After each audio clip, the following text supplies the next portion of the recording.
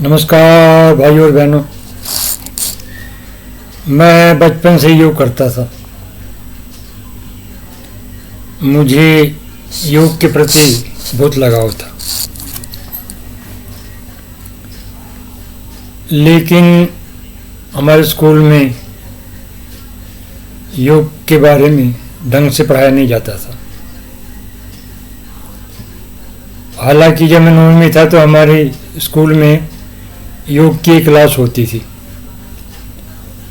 उसमें जो योग का टीचर होता था वो साल में 2 या 3 बार क्लास लेने आता था और पूरे साल में पूरे साल में बस 2-3 क्लास लेता था। उसके बाद उसकी कभी कोई दर्शन नहीं होते थे। वैसे तो 9वीं कक्षा से ही योग दर्शन पढ़ाया जाना चाहिए, जो कि बहुत ही उपयोगी है। प्राचीन काल में योग दर्शन को पढ़ाया जाता था, इसलिए प्राचीन काल में भारत बहुत ही शक्तिशाली, समृद्ध और श्रेष्ठतम और महानतम देश था। पर कांग्रेस पार्टी ने हमारे देश के पाठ्यक्रम में से योग को निकाल दिया, वेदों को निकाल दिया और हमें एक संस्कार विहीन शिक्षा प्रणाली हमारे देश के ऊपर लाद दी। अब इस तरह की संस्कार विहीन शिक्षा प्रणाली से किस तरह के लोग निकलेंगे ये हम सोच ही सकते थे। पर क्योंकि मुझे योग से बहुत लगाव था, इसलिए मैं योग से जुड़ा रहा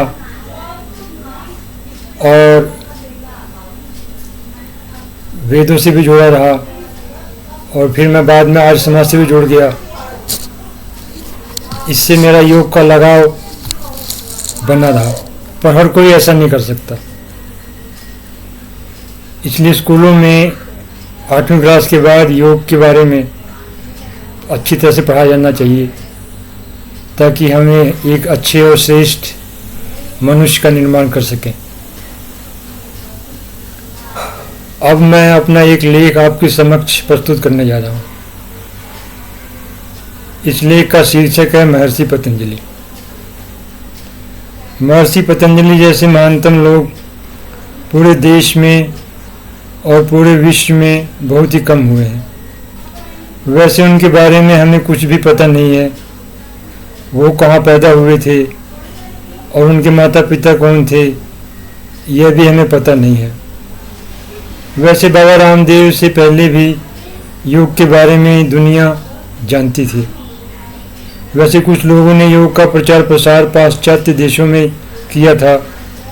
भारत के लोग भी योग को भूल गए थे, पर बाबा रामदेव ने योग के क्षेत्र में क्रांति कर दी।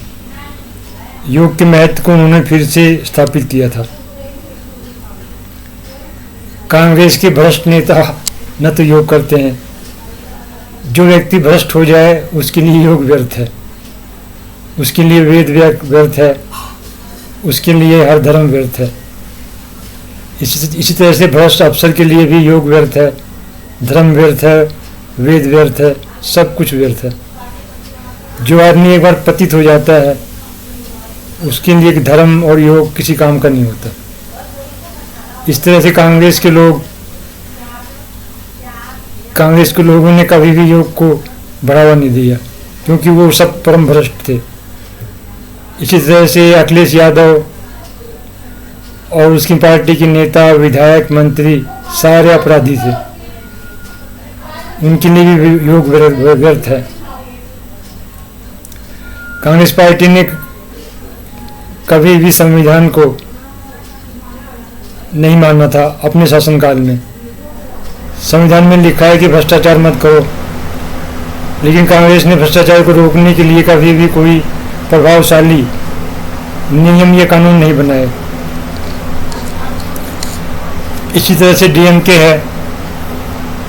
डीएमके और अन्य जो क्षेत्रीय परम भ्रष्ट पार्टियां हैं, डीएमके के लोग शायद ही कोई डीएमके का नेता योग करता हो और शायद ही किसी डीएमके के नेता ने योग शास्त्र पढ़ा हो, क्योंकि उनका मानना है कि संस्कृत विदेशी भाषा। और योग भी एक विदेशी विचारधारा है, पर कोई भी आज तक ये सिद्ध नहीं कर पाया कि संस्कृत एक विदेशी भाषा है और योग एक विदेशी विचार है।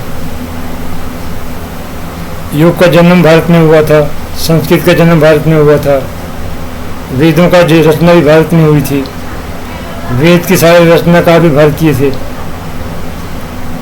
तो जो भ्रष्ट होते हैं, अपराधी होते हैं, माफिया होते हैं, उनके लिए योग नहीं, किसी काम का नहीं है।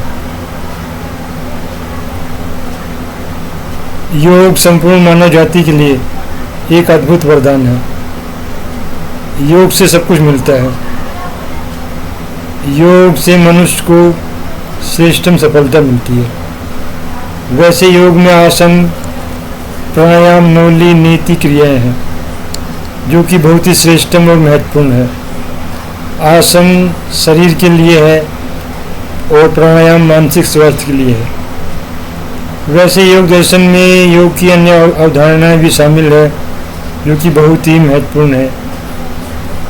योग एक महासागर है।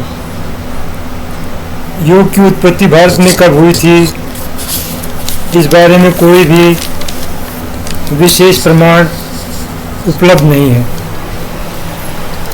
ऐसा अनुमान लगाया जा सकता है कि महर्षि पतंजलि बहुत ही महानतम व्यक्ति थे। उन्होंने आयुर्वेद, वेद आदि का बहुत ही गहन अध्ययन किया होगा। सांख्य दर्शन का प्रभाव उनके ऊपर बहुत अधिक था।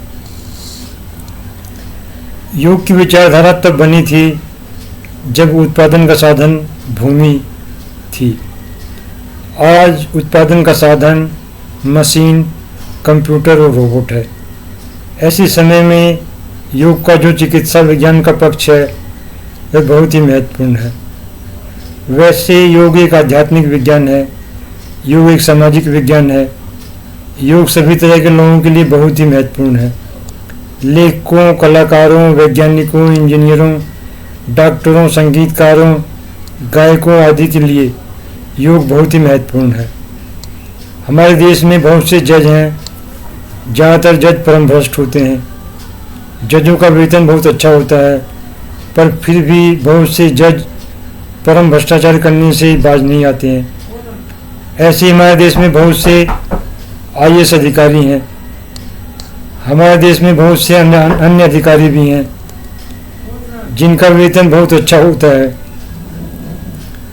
पर फिर भी ज़्यादातर IAS अधिकारी और अन्य अधिकारी परम भ्रष्ट होते हैं और ऐसे अधिकारी देश और समाज के लिए परम अभिशाप होते हैं। अधिकांश डॉक्टर और इंजीनियर भी परम भ्रष्ट होते हैं। 2014 से पहले हमारे देश में भ्रष्टाचार परम अवस्था पर पहुंच गया था। विकसित देशों में भी भ्रष्टाचार और अपराधीकरण पर पूर्ण रूप से नियंत्रण नहीं रखा जा सका है। जब महर्षि पतंजलि जीवित थे तब न तो लोकतंत्र था, न ही आधुनिक प्रगतिशील विचारधाराएं थी। तब हमारे देश में राजाओं का राज था।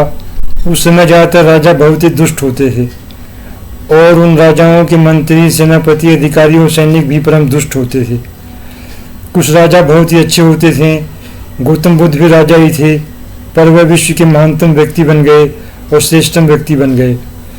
पहले ये माना जाता था महर्षि पतंजलि ने योग दर्शन की रचना बुद्ध की बात की थी, पर अब नवीन अनुसंधान से ये सिद्ध हो गया है कि योग दर्शन की रचना बुद्ध से पहले हो गई थी।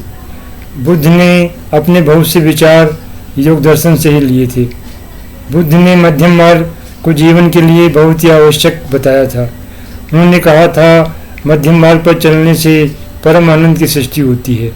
यही परम आनंद व्यक्ति के लिए बहुत ही महत्वपूर्ण है। महर्षि पतंजलि के समय शिक्षा व्यवस्था बहुत ही अच्छी थी। यह अनुमान लगाया जा सकता है उन्होंने किसी गुरुकुल से में संस्कृत सीखी थी और आयुर्वेद का ज्ञान भी उन्होंने किसी गुरुकुल में ही सीखा था। महर्षि पतंजलि के योग को आज सारे विश्व के समझदार लोग कर रहे हैं। जब तक ये दुनिया रहेगी तब तक हर देश के समझदार लोग योग करते रहेंगे। योग के अलावा रोग मुक्ति का कोई रास्ता नहीं, मोक्ष का भी यही सर्वोत्तम रास्ता है। योग से हमें सब कुछ मिलता है। योग ही मनुष्य के लिए सबसे उपयोगी विद्या है। योग हमें बीमार ही नहीं पड़ने देता है। अन्य चिकित्सा पद्धतियाँ तब काम करती हैं जब मनुष्य बीमार हो जाता है, पर योग ऐसी एक चिकित्सा पद्धति है जो हमें बीमारी नहीं होने देती। इससे अच्छी चिकित्सा पद्धति पूरी दुनिया में कोई भी हो नहीं सकती। योग ही सब कुछ है। जो योग को अपना लेता है उसका जीवन परम सफलता की तरफ बढ़ जाता है। मेरी वीडियो को देखने के लिए आपका बहुत बहुत धन्यवाद। अगर आपको मेरा ये वीडियो पसंद आया हो, कृपया मेरे चैनल को सब्सक्राइब कर लें, लाइक भी कर दें, बेल आइकन भी दबा दें। मेरी वीडियो को देखने के लिए आपका बहुत बहुत धन्यवाद। भारत अमर रहे, भारत के लोग अमर रहे, भारत विकास करता रहे। नमस्कार, वंदे मातरम, जय हिंद।